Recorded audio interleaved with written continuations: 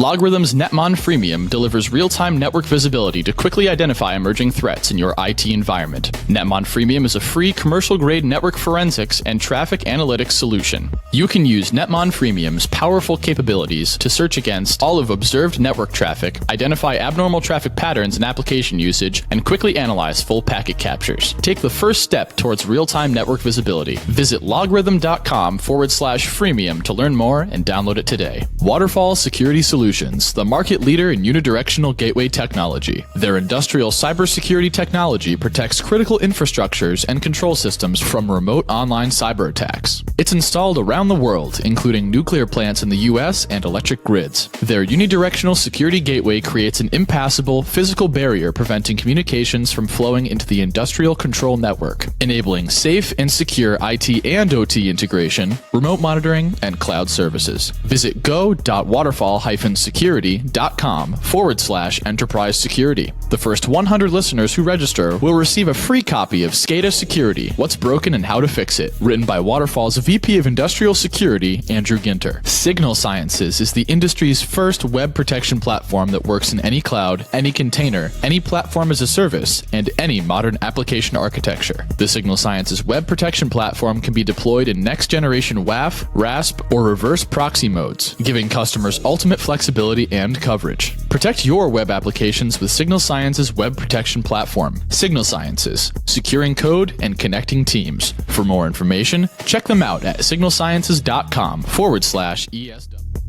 Welcome to Enterprise Security Weekly, episode 33. I'm your host, Paul Asadorian, broadcasting live from G-Unit Studios in Rhode Island, reporting on the enterprise security news and topics for Thursday, February 16th, 2017. The RSA Hot and Heavy edition. Here to help me with the hot and heavy is Mr. John Strand on the lines via Skype from South Dakota. John, welcome to the show. I was at RSA. I got out. I have seen things. I've seen horrible things. You know, it's funny, John. My staff here were talking about RSA, and they came to me and they're like, Paul, why? Everyone says they're going to this conference, but everyone says it's horrible and no one wants to go. I had to go because I was teaching a class, so there was money to be made there. But I think one of the things that we hate about it is it's kind of like dying of sepsis in the industry. It's like the shitty parts of your body are now bleeding into the rest of your body or leaking into the rest of your body, and you die from horrible, horrible, horrible diseases. And that's RSA. It's pretty much completely ran by the vendors. It's where they run like all of the bad things we talk about in the show for marketing speech. It's like those times 10, and that's RSA. Wow. Well, then, that is an interesting take on RSA. It's really gloomy, actually. A couple of more quick announcements before we get into some of the news. Specifically, a lot of the announcements came as a result of RSA, so we have lots of news to talk about. First, I want to tell you about IT Pro TV. IT Pro TV's upcoming courses include Cybersecurity Analyst Plus, CCNA Cyber Ops, ITIL Operation Support Analysis Penetration Testing, Ethical Hacking V9. IT Pro is introducing a new membership level soon. All current premium members will be granted the highest membership level available. So sign up today, itpro.tv/enterprise security, and use the code ES30. Attend InfoSec World Conference April 3rd through the 5th in Orlando, Florida. Tons of great talks, and Security Weekly listeners get 10% off by using the code OS17-SW. Find out more at infosecworld.misty.com. One more conference. Attend Source Boston, April 24th through the 27th for training and awesome talks. Use the code Security Weekly for $100 off either the conference ticket or one of the trainings. Find out more at sourceconference.com. In our very last special announcement, register today for our latest webcast, Finding Bad Things on Your Network Using Free and Open Source Tools. That's right, free. Thursday, February 23rd, 2:15 to 3:15 p.m. Eastern Time, presented by none other than John Strand. John will uncover some secrets and talk about a free tool for threat hunting called Rita, and LogRhythm will be doing a quick demo on Netmon Freemium, which also lets you find stuff in your network, which is awesome. Sign up today by visiting securityweekly.com/hunting. That's right, securityweekly.com/hunting on to the enterprise security news for today. John, you made a comment to me about this next partnership and offering from SecureWorks that has formed, which I already thought they had a relationship with Carbon Black, but they've kind of formalized, I guess, their relationship with Carbon Black. Essentially, SecureWorks can come in. If you're struggling with endpoint detection, they can deploy Carbon Black. They have a team that manages it, including the incident response. Obviously, these are some muddy waters. I can't help but think for some small organizations with very small or no IT security teams, that this makes sense in the sense of something's better than nothing.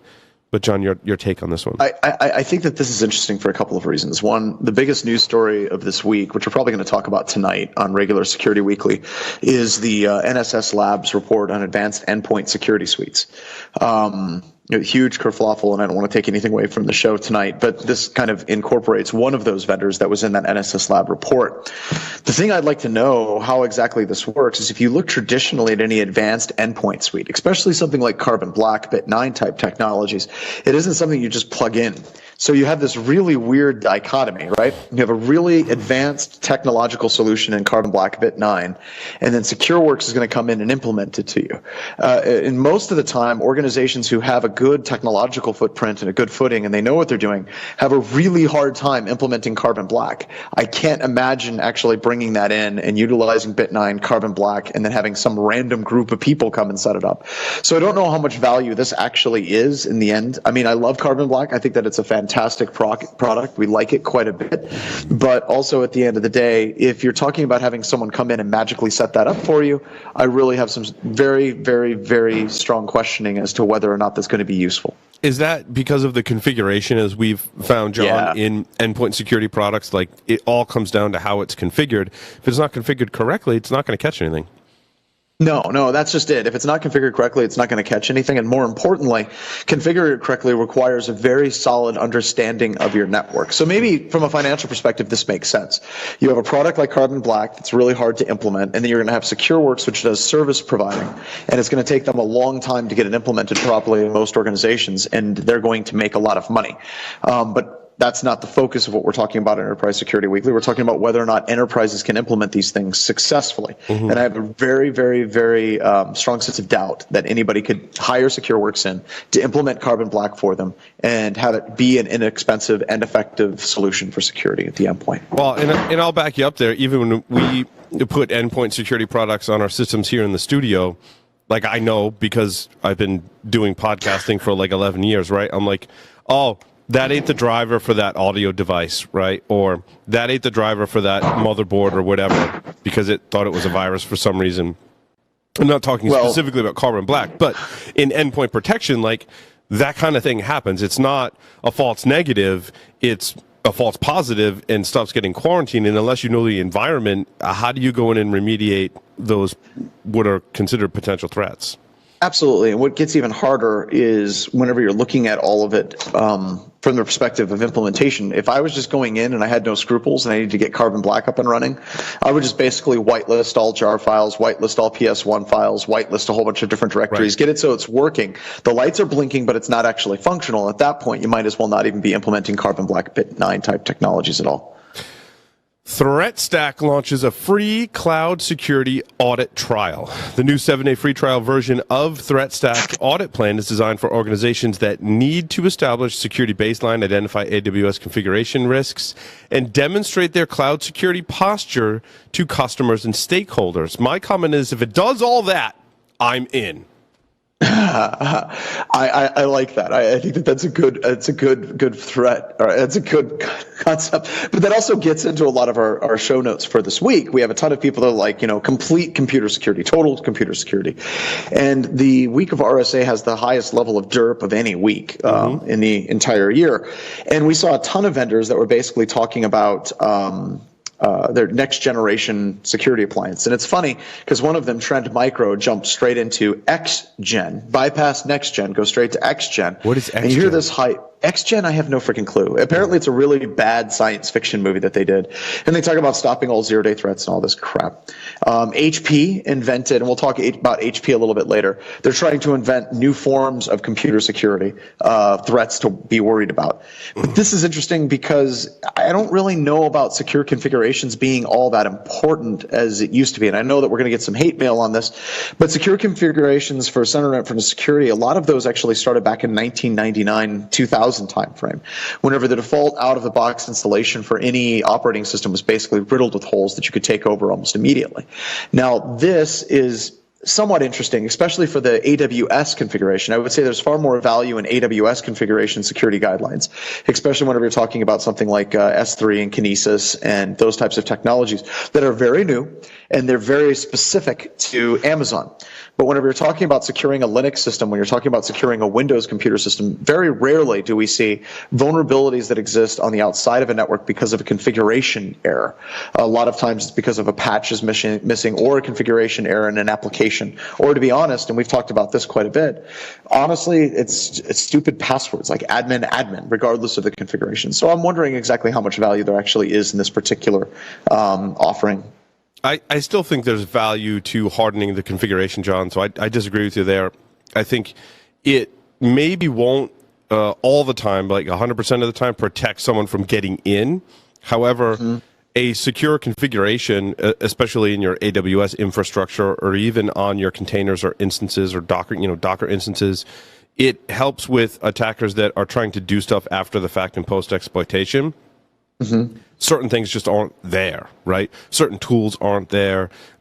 Certain ways to get around the system or elevate privileges or jump to another system may not be there. And the attackers have to work a little harder to either exploit a vulnerability or to move around once they've exploited a vulnerability. And for that reason, I think configuration in this sense is important. Putting security controls around all of your different instances and applications in AWS, for example, is extremely important to limit your exposure if there is a breach. True. And I would say, to be honest, if someone was looking at this type of technology and needing it in the cloud, honestly, we've talked about this vendor a number of times, and they actually should just be sponsors by now. Cloud Passage has a much better product that does that type of configuration, but they also go beyond like CIS guidelines. They'll actually go through and look at patching and a whole bunch of other things from a centralized dashboard, regardless of where your infrastructure is, whether or not it is AWS or Azure or any place else. And so seriously, look at somebody that's been doing it for 4 or 5 years They were ago. doing what we call CASB before we were calling things CASB, right? Yeah, they were doing that a long time ago, and I guess that kind of leads us into the next one with TrustWave and BitGlass. BitGlass. Yes. Now we've never talked about BitGlass. Never. I'm expanding my Owler profile, and basically some of my focus, just so you, John, and the listeners know, I'm trying to talk about companies we haven't talked about before. So you may see some weird news stories like, why are you talking about that? Well, it's because we haven't covered this vendor before, which I think is awesome. And I had not heard of BitGlass. Apparently, their service has been enhanced to support events and additional threat intelligence from leading cloud access security brokers or CASBs like BitGlass. Oh, that's TrustWave's service has been enhanced with BitGlass. And the other thing that I like about BitGlass, once again, we haven't used their product very much at all. Actually, we just kind of heard about it today. But they do, in fact, have a free trial. And it's going to see this again later on the show. Any vendor that has any free trials or they're releasing open source tools to the community, those are companies that you need to take some time and look into a little bit deeper. Yeah, because they actually believe in their product and what they're doing. And you don't have to go through 4 salespeople to actually try it. You don't have to implement a whole bunch of server equipment and infrastructure to try it. They have a free trial. So check that out. I think it's pretty cool. And that's a continuing trend we're seeing, which I think is a good one. Now, the other interesting thing with this story is this is going to be huge, right? This CASB thing, it's huge. It's huge. Huge in China. No, it's huge all in the security industry. Gartner predicts that by 2020, 85% of large enterprises will use a CASB, Cloud Access Security Broker platform, for their cloud services, which is up from 5% today, according to Gartner. Wow. And you know what? Usually I'd call out Gartner and basically be like, they're just a steaming pile of crap 90% of the time. But I actually agree with this percentage. They're probably right in this one. I actually think they might be low. I think it's low. By 2020, I think that we're going to be probably in the 90s by then. Mm-hmm. Cyberark.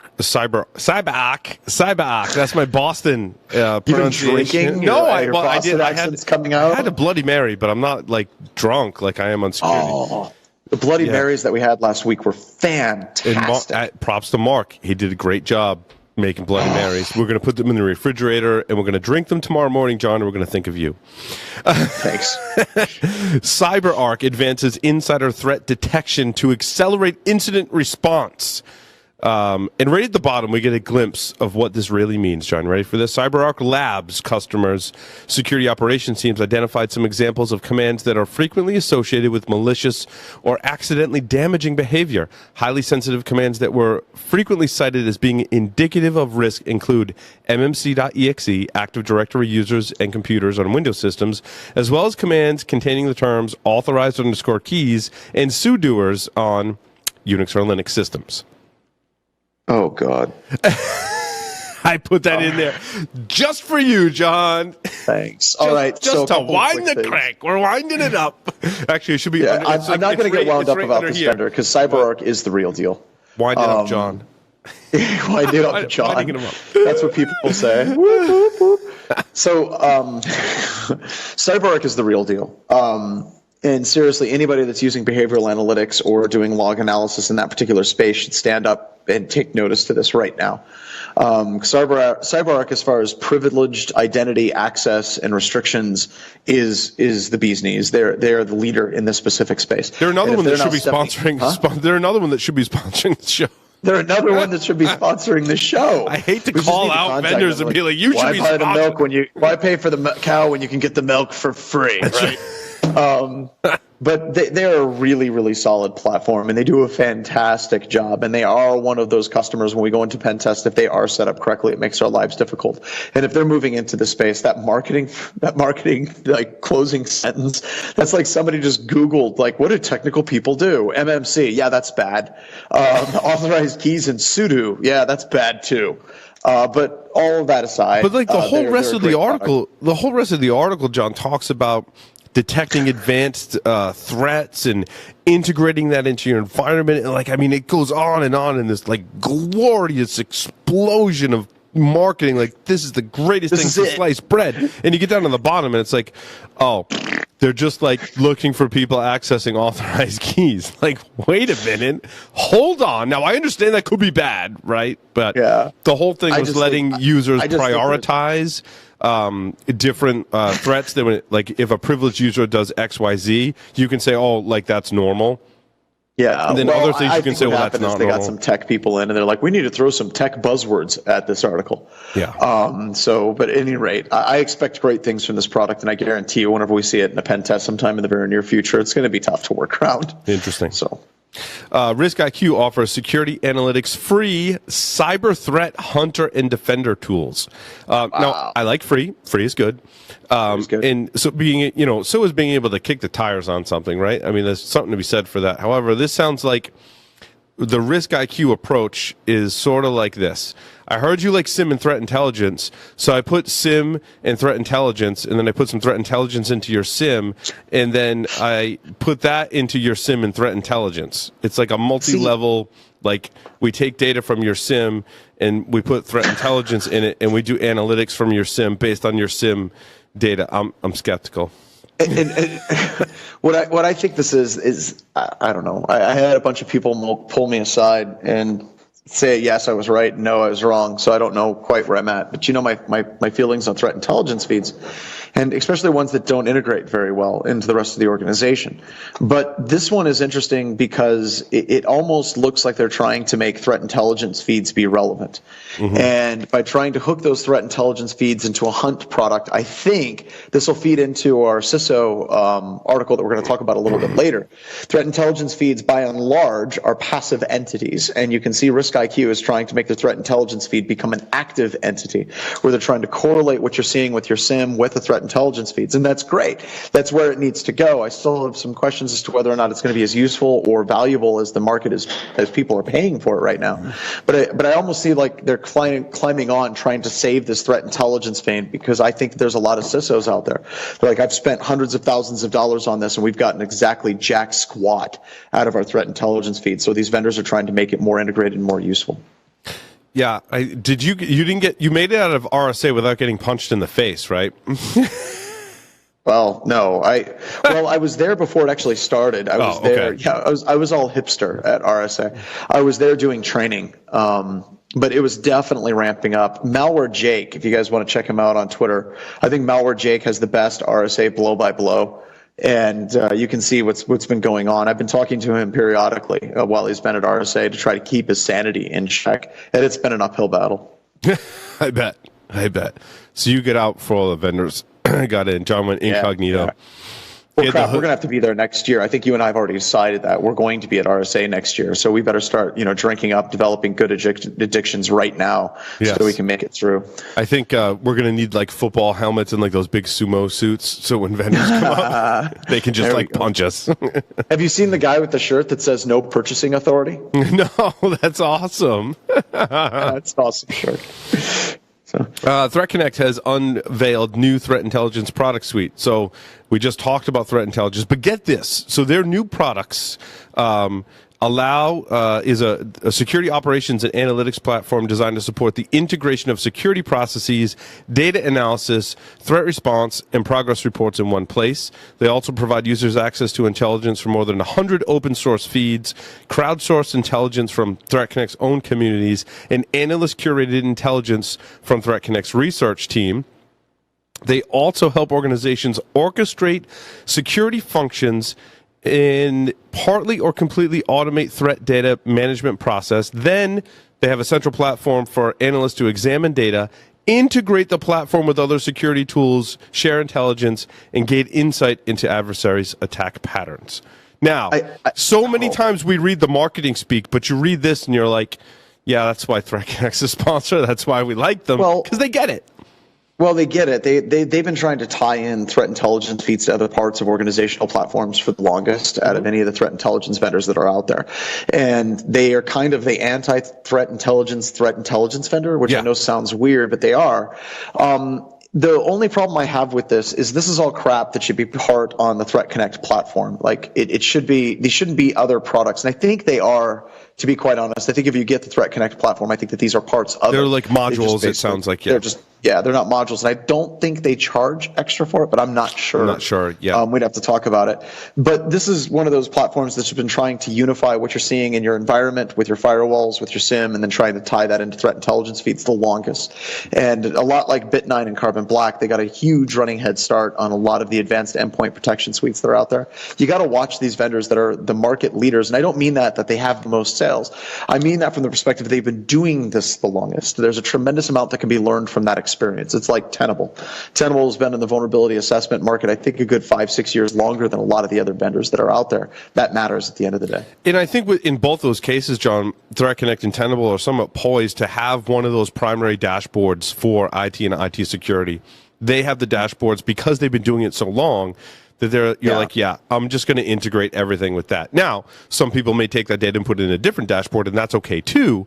But I think the majority of the time, people are going to be like, yeah, I'm going to get a Tenable, yeah, I'm going to get a ThreatConnect, and I'm going to funnel a bunch of stuff up into it and use that as my dashboard.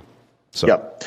Well, and we were talking about dashboards quite a bit, and I was joking about Slack, but seriously, I wouldn't be surprised at all if the actual security dashboard of the future is something like a Slack. Not a single pane of glass, but something that's constantly being updated. But we'll have to see. A lot of these vendors are striving for that space. Someone's going to pull it off. It's just an issue of who. Yep.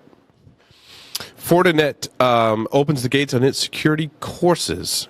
That's right. It's going to utilized by Fortinet for its own employees, partners, and end users. It is now freely available. It does cybersecurity fundamentals and everything up to advanced security strategies. They issued 50,000 certifications across the globe. Be careful. Free training is great. Don't get me wrong. Take advantage of free training. However, It's no supplement for really super high quality training that you have to pay money for and experience, right? Well, but do use the free training to supplement those other things.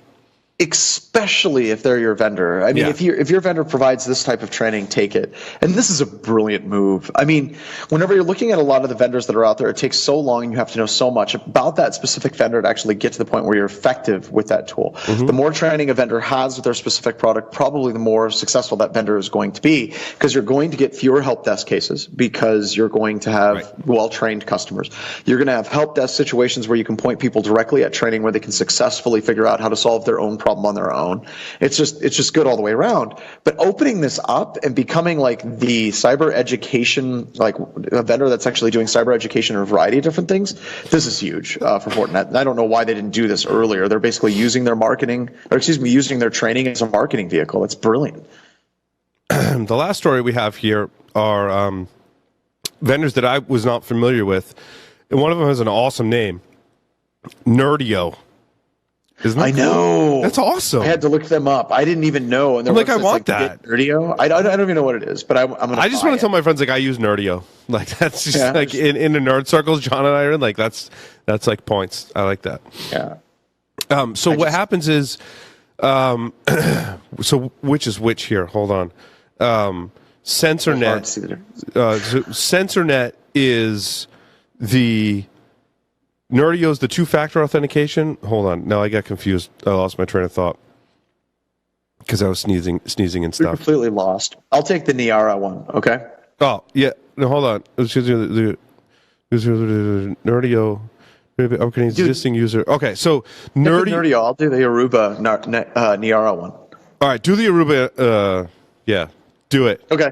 Do it. So Niara is one of those vendors also. It seems like there's a lot of vendors that should be paying us yet again, but they're in the UEBA space, behavioral analytics, and they're fantastic. But what's interesting is they're actually tying in with Aruba at the perimeter. And the reason why that is interesting is because now you have a platform where you can detect behavior from a behavioral analytics perspective, that something odd is happening, and then you can directly have action be taken on the perimeter of your environment to stop those systems that may be exhibiting odd behaviors from connecting outbound, shutting them down. This is also something that we're going to talk more about the CISO Manifesto a little bit later, but this is a good partnership. I mean, they're all both under HP, of course. I'll rip on HP here in a second. But the more that you can start tying these things together, tying with other products to make your product more effective, it's just going to put you in a much stronger market position. And this is a great team up. And to be honest, I don't see why we haven't seen more user behavioral analytics platforms actually being able to tie in with perimeters or edges or enclaves within an organization insofar as like firewall rule sets. So it's pretty cool. Yeah, and the key thing there is HP bought both of them, right? Yeah. And HP is just a freaking dumpster fire at RSA this year. Their entire marketing team needs to be taken out and fired publicly, right out by the construction between Moscone South and North, and that's it. And then they're like, these people will never work in computer security or marketing ever again. And then they can just like immediately go to work on the construction project right in between Moscone South and North. But hold on. I'm updating my secret whiteboard underneath the desk here. Hey, hold on, HP Security, just crossing them off the list of sponsors. Yeah, they're never going to come to us now. A little whiteboard there. We're crossing HP right off the list now. No, it won't matter. It won't matter because next week, Paul, they're going to have a new marketing team and we can start all over. And those people that are working construction, they can't hurt you anymore. And it's not because they don't have great products. It's because their marketing is so bad. Like all of their marketing in San Francisco is all the printer threat. Like printer malware and printer, I don't know. It's horrible marketing. I can't even think of the number of organizations that have been compromised by printer vulnerabilities because there are none, or maybe a couple. Well, but it's on the side of buses, it's on helicopters, it's crazy. Yeah, we talked about that. There are some new attack vectors, although I haven't heard about organization losing sensitive information as a result of that. Although an attacker, what was his name? I can't remember. Anyway, an attacker with a really funny handle printed out a message to all the users that had vulnerable printers. It was like tens and thousands imprinted to them. That's cute, right? And we've also seen where you can update the firmware to where you scan a PDF and then you pull the PDF and automatically puts malware. We've seen that at ShmooCon, I think like 3-4 years ago.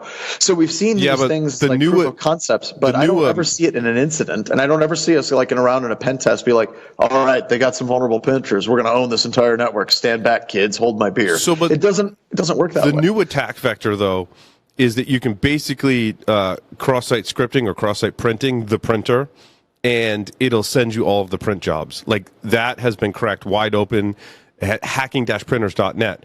However, the interesting thing is it's mostly HP printers that people use, and HP's printers are vulnerable. So to back up your point, John, to use that in your marketing is like, hey, we have all these vulnerable printers, and you should use this for security. No. Like, no, don't do that. Don't do that. Actually, I'm going to tweet that right now. The HP marketing team should be fired and put immediately at work in the construction between Moscone South and North. Let's get that. I apologize to everyone at HP that we've worked with.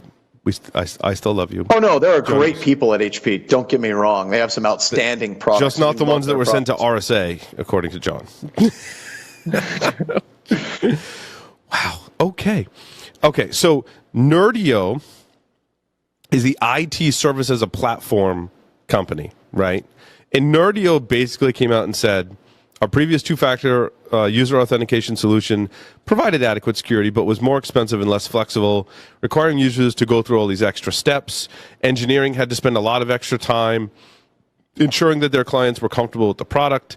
Now that they've made a partnership with CensorNet, he says our customers are truly impressed by the ease of use and are especially excited about their highly secure authentication.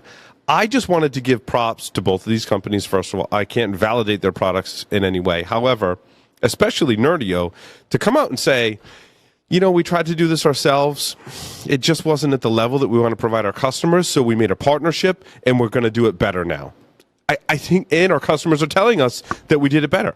That's a great press release, and that's a great position for a company to take. I like it. Works good. And they're just, I don't even know if they're a good company or bad. It's just their website is awesome. I love really? Their name. Yeah, well, their name is awesome, right?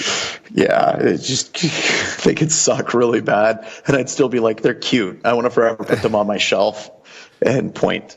Well, no. Maybe HP is going to now steal their Nerdio marketing. They could. They totally should. All right. We're going to take a short break, come back, and talk about security, or not security rules, but rules for security vendors. Stay tuned.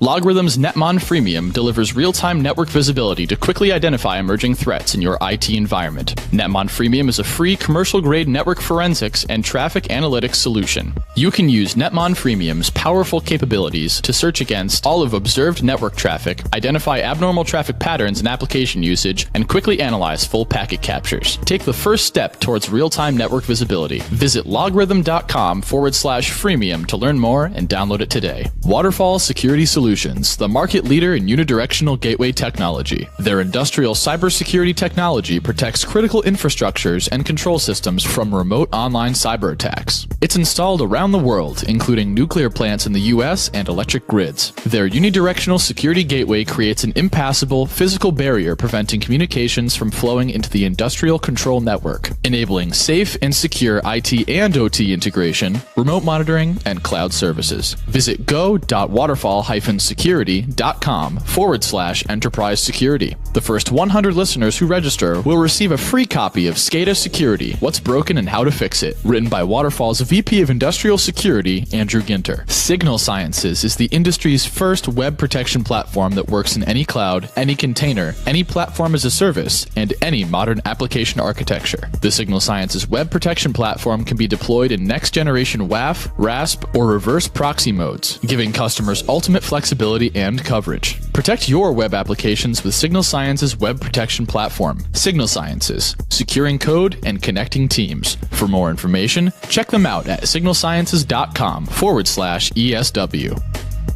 Welcome back, everyone, to Enterprise Security Weekly. I'm here with John Strand, and this was just in. I was waiting for like my little prop to come on set, but maybe we'll do it without the prop, or we'll have a belated prop.